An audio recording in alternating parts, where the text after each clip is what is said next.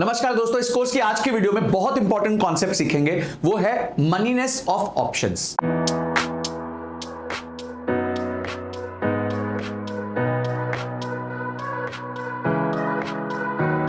अब मनीनेस को एक बहुत सिंपल एग्जांपल से समझते हैं। मनीनेस का मतलब होता है कि आपकी जेब में आएगा क्या या आपकी जेब से जाएगा क्या।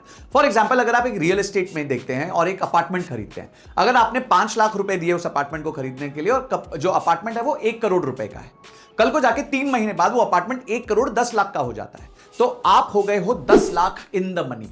क्योंकि जो आपने एक अपार्टमेंट खरीदा था वो 1 करोड़ में खरीदा था और आज उसका प्राइस 1 करोड़ 10 लाख हो गया है। तो इन दोनों के गैप को कहा जाता है मनीनेस। इसको हम कहते हैं, अगर आपका पैसा बन रहा है तो आप बुझ जाते हो इन द मनी। तो ऑप्शंस के अंदर 3 चीजें आपको याद रखनी है। पहला है इन the money. In the money है यानी कि आप पैसा बना रहे हो, आपका ऑप्शन पैसा बना रहा है। सेकंड है eight the money. At the money का मतलब हो गया आपका ब्रेक इवन हो गया है। और तीसरा आउट ऑफ द मनी, यानी कि अब आपकी जेब से पैसा जाने वाला है। तीनों को उसी उदाहरण से समझते हैं। अगर आप एक घर खरीद रहे हैं, आपने 5 लाख रुपए दिया है, 1 करोड़ का घर आपने खरीदा, 3 महीने बाद वो हो गया 1 करोड़ 10 लाख, तो आप हो गए इन द मनी। पर अगर यही 1 करोड़ 10 लाख की जगह वो 1 ही करोड़ रह गया तो आप हो गए एट द मनी। और अगर वो घर 1 करोड़ का गिर के 90 लाख का रह गया तो आप हो गए आउट ऑफ द मनी। तो ये बहुत सिंपल तरीके से आप समझ सकते हो कि in the money, at the money और out of the money options क्या होते हैं। ये आपको मैं बार बार इसलिए बोल रहा हूं क्योंकि जब भी ऑप्शंस की ट्रेडिंग की जाती है तो इन द मनी ऑप्शंस को सेल कर दो, out of the money option को बाय कर लो, ऐसी चीजें आप सुनते रहेंगे। तो उस टाइम पे आपको कंफ्यूजन नहीं होना चाहिए कि इन द मनी क्या होता है और आउट ऑफ द मनी क्या होता है और एट द मनी क्या होता है। अब इसका हम real life example stock market के हिसाब से लेते हैं। अगर हम समझते हैं कि हम एक कॉल ऑप्शन की बात कर रहे हैं, हमने पिछली वीडियोस में समझा है कॉल ऑप्शन क्या होता है। Call option gives you a right but not an obligation to buy the underline. यानी कि अगर हम निफ्टी 50 की बात कर रहे हैं और 25,000 का स्ट्राइक प्राइस की बात कर रहे हैं, तो यानी आपको अधिकार मिल चुका है कि आप निफ्टी 50 को 25,000 में खरीद सकते हो, चाहे कल को निफ्टी 50 26,000 हो जाए, 27,000 हो जाए, जितना भी हो जाए। अब इसमें 3 सिनेरियो क्या होंगे उनको समझते हैं। पहला समझते हैं eight the money.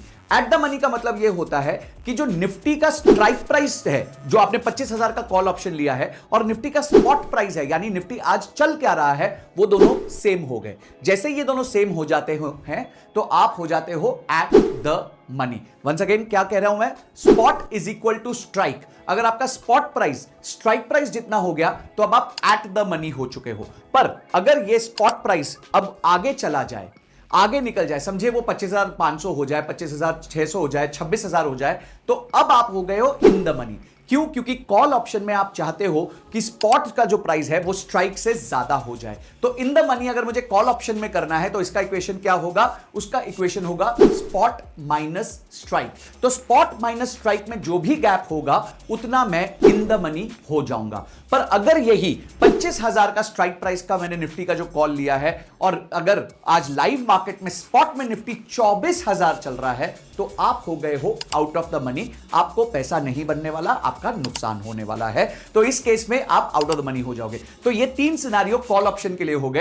At the money क्या हुआ कि जो स्पॉट है वो स्ट्राइक है वो सेम हो गए। इन द मनी क्या हुआ कि जो स्पॉट प्राइस है वो स्ट्राइक प्राइस से आगे निकल चुका है, मतलब गाड़ी स्टेशन को छोड़ के आगे निकल गई है, तो अब आपको मुनाफा होगा। और अगर अभी तक गाड़ी स्टेशन पे पहुंची ही नहीं है तो आउट ऑफ द मनी हो गया और आपको मुनाफा नहीं होने वाला। पुट ऑप्शन में ये चीजें थोड़ी सी उल्टी हो जाती हैं। तो पुट ऑप्शन में आप क्या चाहते हो? पुट ऑप्शन में आप चाहते हो जैसे ही आप पुट ऑप्शन खरीदो तो अंडरलाइन गिर जाए, because put option gives you a right but not an obligation to sell the underline. तो उस केस में क्या होगा वो समझ लेते हैं। तो पुट ऑप्शन में एट द मनी क्या होगा? Same as call option. अगर आपका स्पॉट स्ट्राइक जितना हो गया, अगर आपने निफ्टी 25,000 का पुट लिया है और अभी स्पॉट निफ्टी भी 25,000 का है तो आप हो गए एट द मनी। पर अगर अभी स्पॉट जो है वो स्ट्राइक से ज्यादा है, यानी कि अभी 26,000 है, यानी कि अभी ट्रेन 25,000 तक पहुंची ही नहीं है, तो आप हो जाओगे आउट ऑफ द मनी। क्यों? क्योंकि अब आप पैसे नहीं बनाओगे। आप पैसे तभी बनाओगे जब स्पॉट प्राइस स्ट्राइक प्राइस से नीचे जाएगा पुट के ऑप्शन के केस में। और तीसरा केस है कि निफ्टी का जो प्राइस है, अंडरलाइन निफ्टी का जो प्राइस है वो हो गया है 24,000। तो इस केस में क्या होगा? आप अपना इक्वेशन कैसे फाइंड आउट करोगे आप इन द मनी कितना हुए हो? तो आप स्ट्राइक में से स्पॉट को माइनस करोगे। पहले आपने कॉल ऑप्शन में स्पॉट में से स्ट्राइक को माइनस किया था, इस केस में आप स्ट्राइक में से स्पॉट को माइनस करोगे।